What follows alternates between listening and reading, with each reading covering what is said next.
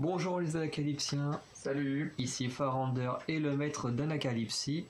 On vous souhaite la bienvenue dans cette nouvelle vidéo qui est une vidéo dictionnaire au niveau du catch. Alors si vous voyez nos tenues, vous allez voir qu'elles seront les mêmes dans la vidéo Détective Conan et les mêmes dans la vidéo Dico K-pop. C'est tout simplement parce qu'on tourne ces trois vidéos à la suite, donc on va pas se changer à chaque fois pour chaque vidéo. Donc voilà. Vous dites pas qu'on est tout le temps habillé comme ça, pas du tout. C'est exceptionnel. Enfin, c'est exceptionnel, oui, parce que de toute façon, vu qu'on peut plus sortir, on va pas s'habiller comme ça pour rester chez nous. Oh non. Donc, on va tout de suite commencer. Donc, pour vous expliquer, en gros, on va faire un petit jeu. C'est que là, au niveau du catch, j'ai 27 définitions parce que je pense que c'est assez important. Comme je vais parfois dans les vidéos de review de catch utiliser des termes que vous ne connaissez pas forcément pour ceux qui ne connaissent pas le catch, parce que ceux qui suivent le catch connaissent forcément tous ces termes. Mais voilà, je trouve que ça peut être important et sympa de vous donner tous ces termes. Et en même temps, en description, je vous mettrai les articles dans lesquels j'ai trouvé les définitions, parce qu'il y a beaucoup plus de termes. Mais moi, j'ai pris ceux que je jugeais les plus intéressants et les plus utiles.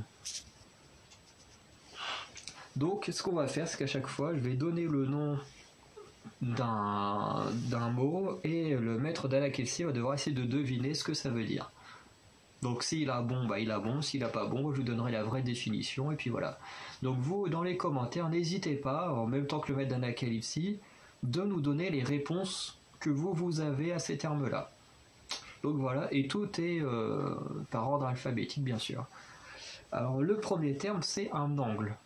Qu'est-ce que tu penses que puisse être un angle ? Un angle. Bah, un angle. Rien de plus compliqué. Un angle droit ? Ah.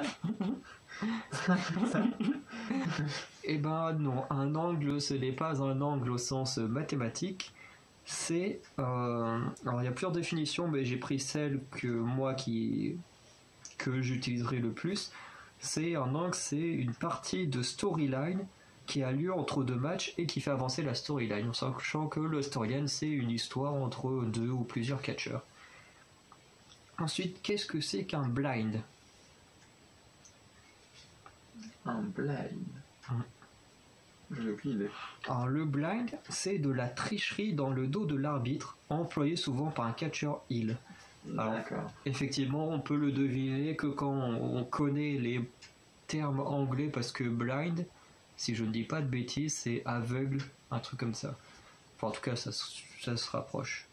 Alors, du coup, qu'est-ce que c'est qu'un blind tag ? Bon, ça c'est de la triche avec des objets. Non. Un blind tag, c'est un changement dans une équipe que l'adversaire n'a pas remarqué. Oh, d'accord. Parce que le tag, en gros, tag team, c'est une équipe, quoi. Enfin, c'est un match pareil. Enfin, non, tag team match, c'est un match par équipe, donc tag team, c'est une équipe. Du coup, le tag, en fait, c'est le fait de faire le relais à son coéquipier. Du coup, qu'est-ce que c'est qu'un botch ? Alors, non. Je n'ai aucune idée non plus. Alors, un botch, c'est quand un mouvement ou une prise est ratée. D'accord. Alors, je vous dis juste, la vidéo là, elle est pas là pour afficher le maître d'Anacalypsie. C'est juste que il est pas du tout aussi familier avec le catch que moi. Non, si j'en ferais ça avec des dinosaures, Oui, ce Farander serait- d'Anacalypsie serait dans la même position que moi. C'est exactement ça. Voilà. Du coup, qu'est-ce que c'est qu'un booker ? Et on ne parle pas du catcheur Booker T. Non, celle-là. Je sais pas non plus. Alors, un booker, c'est une personne qui écrit les storylines, les angles et les matchs en coulisses. D'accord. Du coup, qu'est-ce que c'est que le cash ? Peut-être de l'argent. Oui, c'est de l'argent, mais dans le sens de la WWE. C'est un truc, si je dis pas de bêtises, qui est spécifique à la WWE. Mais quoi, c'est pas des matchs exceptionnels où il y a de l'argent en jeu? Non, c'est presque ça. C'est lorsque le Mr. Money in the Bank utilise la mallette. Du coup, on dit qu'il fait un cash-in quand il fait la mallette. Voilà, comme c'était arrivé il y a une époque où Jeff Hardy était enfin devenu champion WWE, que CM Punk s'est ramené, il a caché la mallette et tous les espoirs pour les fans de Jeff Hardy avaient disparu. Ensuite, qu'est-ce que c'est qu'un championship? Et bah c'est le champion actuel d'une ceinture. Alors, c'est presque ça, c'est le terme pour la ceinture. Par exemple, on va dire WWE Championship, donc champion WWE, ou comme par exemple, en ce moment, on a l'Universal Championship, donc le champion universel, voilà. Enfin, ceinture universelle. Mais c'était quasiment ça. Qu'est-ce que c'est qu'un Closet Champion? Donc c'est un championnat fermé. Si on le prend dans le terme anglais. Ah, ça aurait pu, hein. Ça aurait pu. Un Closet Champion, c'est un champion qui refuse les affrontements, qui triche pour gagner, ou fait en sorte de gagner par disqualification, comme on a vu dans une de mes reviews il n'y a pas longtemps avec Sami Zayn, qui avait fui un match, et en tombant à côté de MVP, en voulant faire croire que c'est MVP, qu'il avait fait un croche-pied pour se faire disqualifier, ou un moment où il provoque je sais plus quel membre du Hurt Business pour que celui-ci le frappe afin d'être disqualifié. Enfin voilà, une sorte de Closet Champion, c'est ce genre de personnage là. Qu'est-ce qu'une personne face? Ah, c'est un gentil. Voilà, c'est ça, c'est un gentil, une personne aimée du public. Alors, j'ai pas mis ce que c'était un babyface, hein, parce que c'est la même chose, mais alors, c'est John Cena, quoi. C'est voilà, c'est pas très intéressant. Qu'est-ce que c'est qu'un face turn?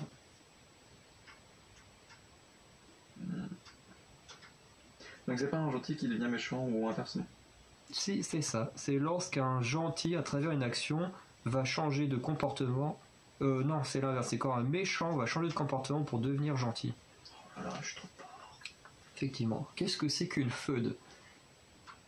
Alors là, faut connaître le terme anglais. je ne connais pas celui-là. Alors, une feud, c'est une rivalité entre deux ou plusieurs catcheurs, tout simplement. D'accord. Mais il fallait connaître le terme.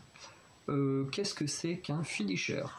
Ah bah c'est une prise qui met un terme quoi. Exactement. Est-ce que tu peux donner un ou deux exemples comme ça? Le Batista Bombe. Oui. Et le Shotgun Bombe.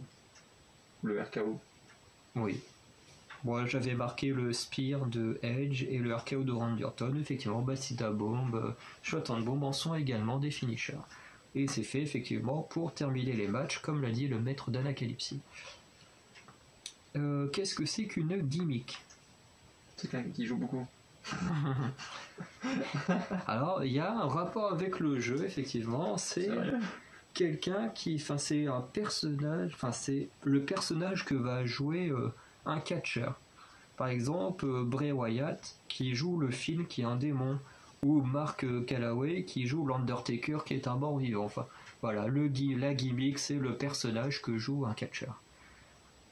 Qu'est-ce que c'est que la hit? Ça fait quelqu'un qui mange, je suppose. Ah non, ça s'écrit pas pareil.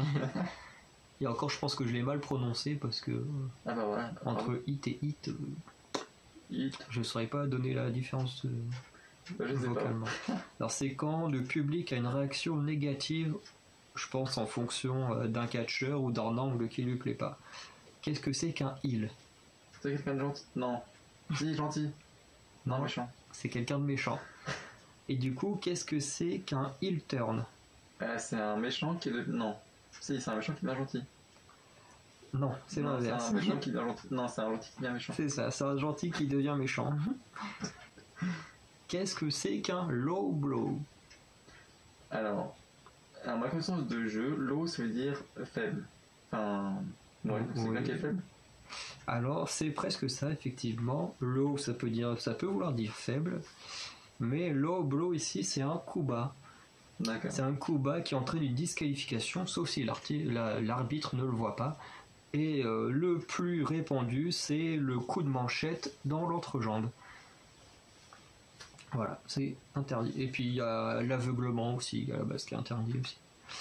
Qu'est-ce que c'est qu'un main event? Donc c'est c'est l'événement le plus important. Effectivement, c'est le match le plus important dans une soirée de catch. Donc par exemple le WrestleMania, par exemple. Alors, pas vraiment. Par exemple, le main event, ça va être le match le plus important à WrestleMania, le tout dernier match. En général, c'est là où te met les 2 plus gros catcheurs du moment, voilà, pour donner envie aux gens de regarder le show en entier. Ensuite, qu'est-ce que c'est qu'un manager? C'est quelqu'un qui a fait du management. Oh oui, d'une certaine manière. Hein.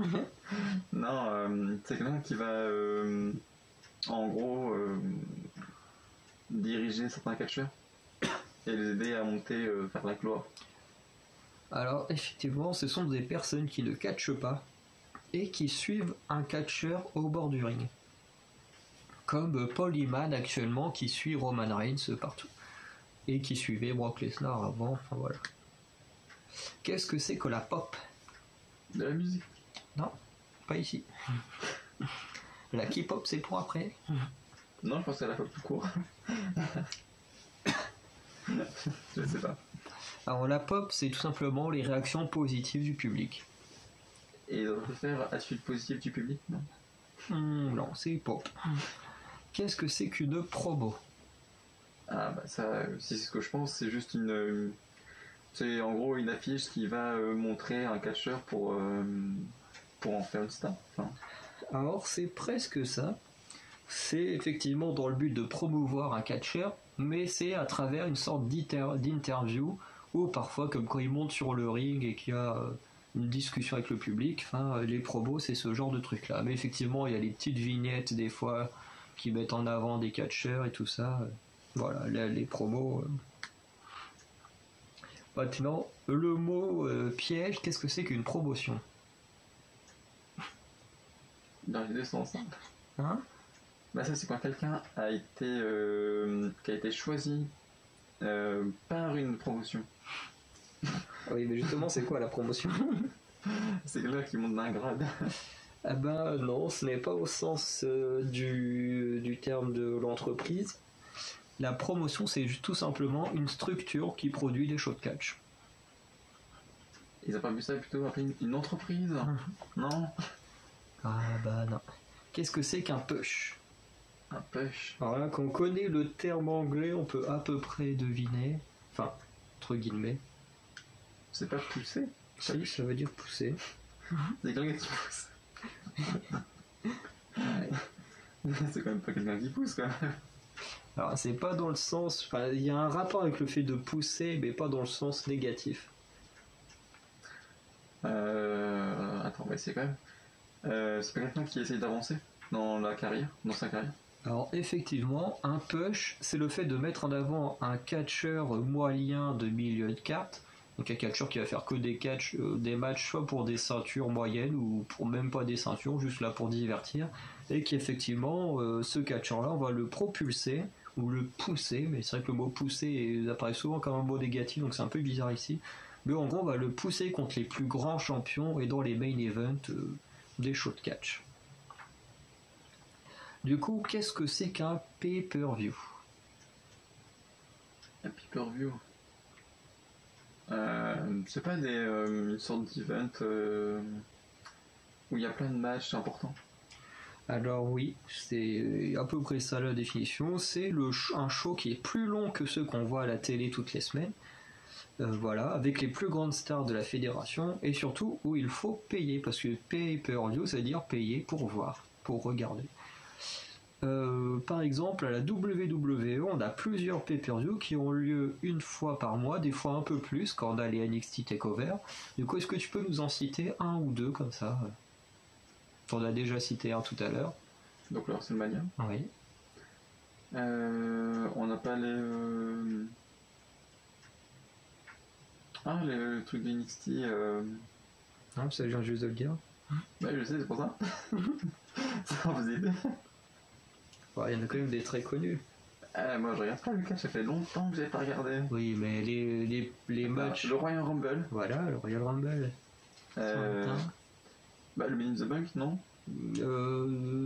Alors, bon, de toute façon, c'est très bien. Money in the Bank, je crois que récemment, il est devenu un pay-per-view.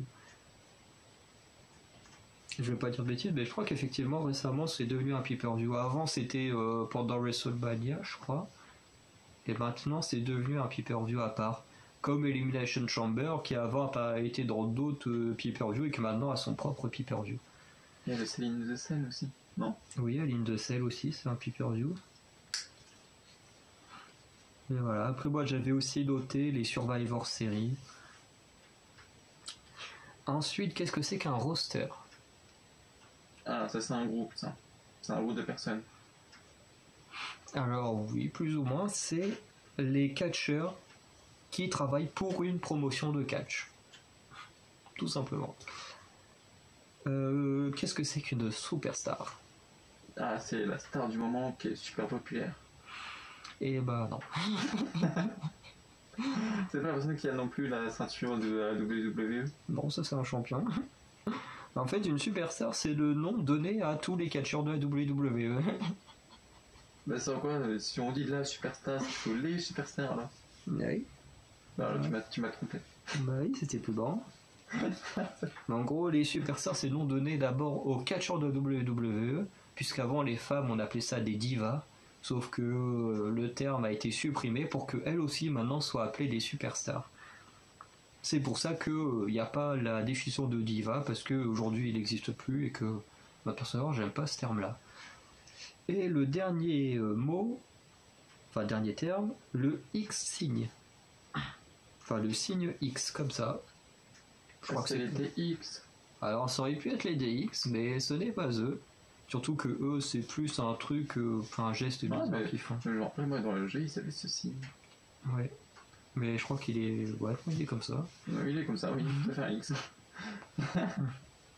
Non, pas ça, je vois pas vraiment ce que c'est pour être. Alors en gros, c'est un signe de croix, donc comme je viens de vous le montrer déjà 2 fois. Ça, c'est pas compliqué. Que fait l'arbitre vers les coulisses afin de prévenir qu'un catcheur s'est blessé? Et souvent, il fait en sorte que l'arbitre, enfin que le public ne le voit pas.